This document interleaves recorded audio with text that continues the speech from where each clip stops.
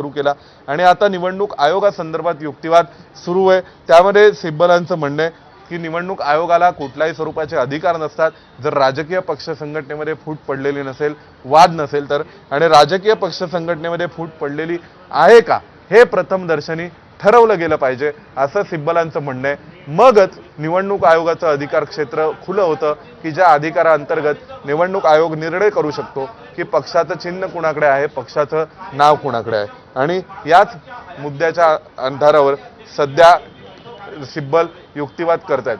सिब्बल म्हणतात की एकनाथ शिंदेंची मुख्यमंत्रीपदी निवड बेकायदेशीररित्या केली गेलेली होती असंही सिब्बलांनी म्हटलंय। परत एकदा त्यांनी म्हटलेलं आहे की निवडणूक आयोगाकडे काही अधिकार क्षेत्र नव्हतं, त्यांनी याविषयी निर्णय करण्याची गरज नव्हती। आणि विशेष म्हणजे सिब्बलांनी हे देखील आज सर्वोच्च न्यायालयामध्ये सांगितलंय की यापूर्वी निवडणूक आयोगासमोर मी हा युक्तिवाद केलेला आहे आणि याच न्यायालयासमोर म्हणजे सर्वोच्च न्यायालयात जेव्हा या प्रकरणावर सुनावणी सुरू होती तेव्हा सुद्धा या सर्वोच्च न्यायालयासमोर सुद्धा मी या प्रकरणावर युक्तिवाद केलेला आहे। त्यामुळे सिब्बलांनी आज हे पहिल्यांदा सांगितलंय की यापूर्वी सुद्धा मी हा युक्तिवाद करून झालोय आणि आता आम्ही पुन्हा या प्रकरणावर युक्तिवाद करतोय याच मुद्द्यांच्या आधारे, ज्या लॉजिकच्या आधारे त्यांनी युक्तिवाद यापूर्वी केलेला होता त्याच लॉजिकच्या आधारे सध्या युक्तिवाद चालू आहे असं स्वतः सिब्बल यांनी सांगितलंय। कारण यापूर्वी सुद्धा या प्रकरणावरती निवडणूक आयोगाकडे सुनावणी झाली आहे। एक प्रदीर्घ सुनावणी दिल्ली उच्च न्यायालयामध्ये दोनदा झालेली आहे की त्यावेळी निवडणूक आयोगाच्या कार्यवाहीवर स्थगिती घेण्याचा प्रयत्न उद्धव ठाकरेंच्या वतीने सुरू होता आणि त्यानंतर मग आता सर्वोच्च न्यायालयामध्ये सुनावणी सुरू आहे।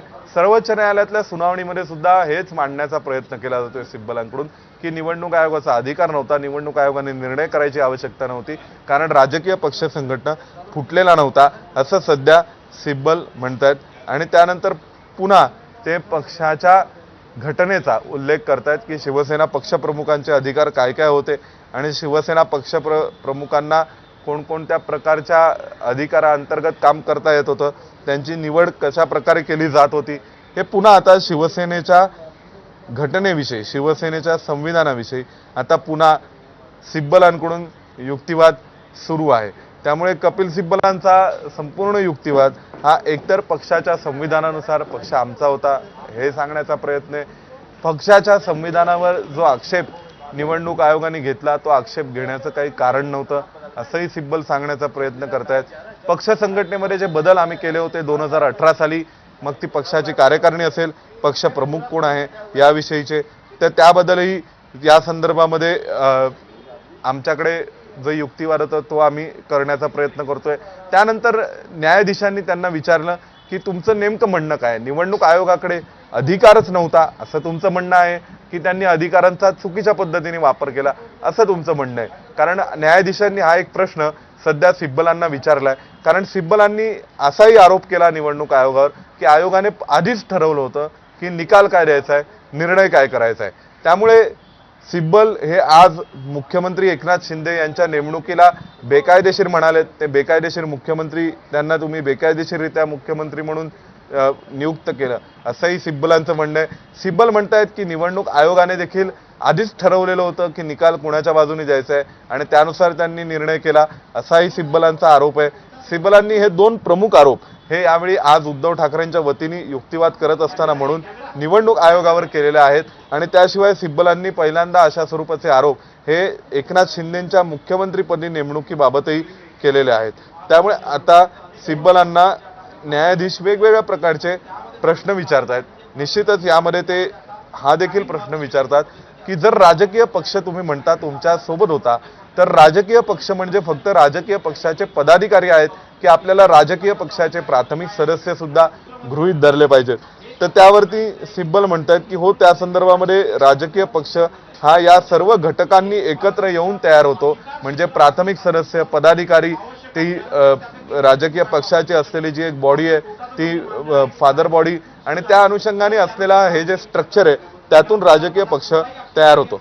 त्यामुळे आता सिब्बलांचा युक्तिवाद हा पुन्हा या दिशेने सुरू आहे की निवडणूक आयोगाने या संदर्भात कोणत्याही प्रकारचा निर्णय करण्याची आवश्यकता नव्हती, निवडणूक आयोगाला कोणत्याही स्वरूपाचे अधिकार नव्हते आणि जरी अधिकार असले तरी सुद्धा निवडणूक आयोगाने अधिकारांचा चुकीच्या पद्धतीने वापर केला असं सध्या कपिल सिब्बल यांचं म्हणणं आहे।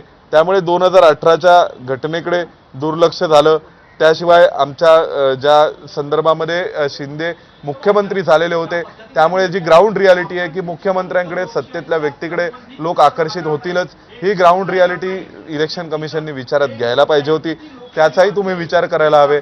त्याशिवाय न्यायाधीशांनी त्यांना असंही म्हटलं की तुम्ही या बाबीचाही विचार करा की 2018 साली एक पत्र हे निवडणूक आयोगाकडे शिंदेंनी पाठवलं होतं, ज्यामध्ये त्यांनी काही प्रतिज्ञापत्र पाठवली होती की ज्यामध्ये निवडणुका संदर्भातल्या किंवा निवडणूक प्रक्रियेमध्ये शिवसेनेच्या सहभागी असलेल्या अनेक पदाधिकाऱ्यांचाही एकनाथ शिंदेंना पाठिंबा आहे नेता म्हणून, हे त्यामधून सांगण्यात आलेलं होतं।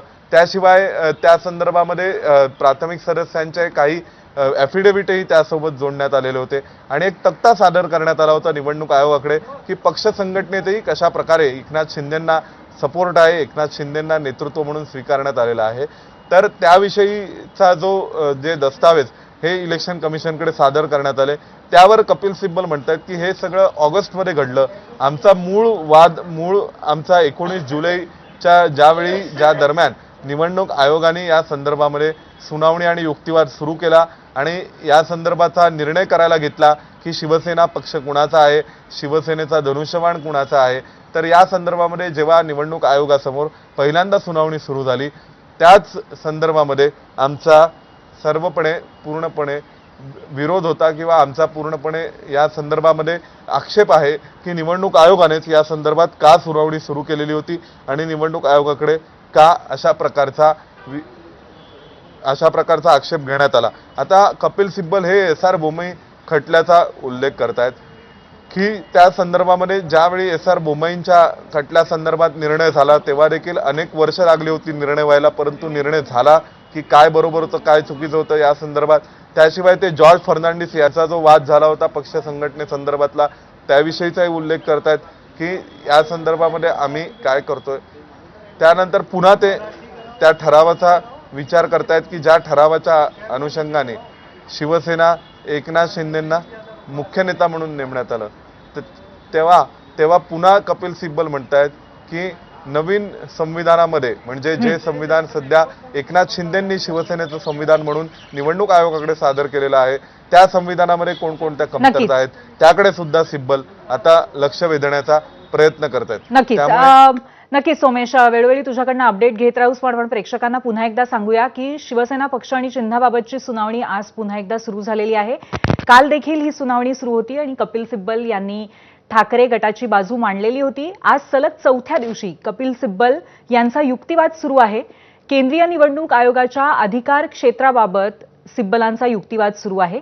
निवडणूक आयोगाच्या निकालावरच आजही कपिल सिब्बलांचा युक्तिवाद पाहायला मिळतोय आणि गेल्या आठवड्यामध्ये जेव्हा कपिल सिब्बल यांनी युक्तिवाद केला होता त्यांनी एक महत्त्वाचा मुद्दा मांडला होता की केवळ विधिमंडळ पक्षातील फूट म्हणजे मूळ राजकीय पक्षातली फूट ठरत नाही आणि या महत्त्वाच्या मुद्द्याच्या आधारे त्यांनी पहिले 2 दिवस युक्तिवाद केलेला होता। त्यानंतर त्यांनी काल जो युक्तिवाद केला त्याच्यामध्ये 2018तील घटनेतल्या बदलाला शिंदेंचा आक्षेप होता, पण त्यांची स्वतःची नियुक्ती याच घटनेच्या आधारे झाली होती, यावर युक्तिवाद केला होता। मूळ घटनेमध्ये 1999च्या मुख्य नेता हे पदच नव्हतं, पण एकनाथ शिंदे 2018 साली याच पदावरती होते हे त्यांनी नमूद केलं होतं। जरी 2018चं संविधान लोकशाही विरोधी असं गृहीत धरलं तर मग ते लोकशाहीला धरून आहे हे कशाच्या आधारावरनं सिद्ध करायचं असाही मुद्दा त्यांनी मांडलेला होता आणि याच आधारे त्यांनी अत्यंत आक्रमक असा युक्तिवाद काल केला होता आणि त्यानंतर त्यांचा आज युक्तिवाद सुरू आहे। पक्षाच्या घटनेनुसारच प्रतिनिधी सभेची नियुक्ती होऊ शकते असं आज त्यांनी म्हटलंय।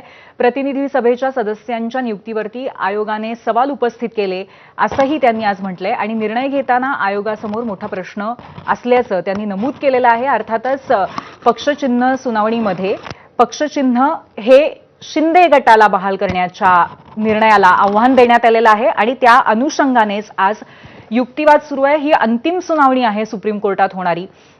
सध्या कपिल सिब्बल यांचा ठाकरे गटाच्या वतीने युक्तिवाद सुरू आहे आणि त्यानंतर इतर पक्ष सुद्धा युक्तिवाद करतील आणि त्यानंतर जो काही या संदर्भातला निर्णय असेल तो राखून ठेवला जाईल असं सांगण्यात येत आहे। दरम्यान आता काय काय अपडेट्स आहेत आपण इकडे स्क्रीनवरती बघतोय। शिंदे एवढे वर्ष याच यंत्रणेत होते त्याविषयी त्यांची तक्रार नव्हती, आता ते स्वतःला पक्षाचा मुख्य नेता म्हणवून घेत आहेत असं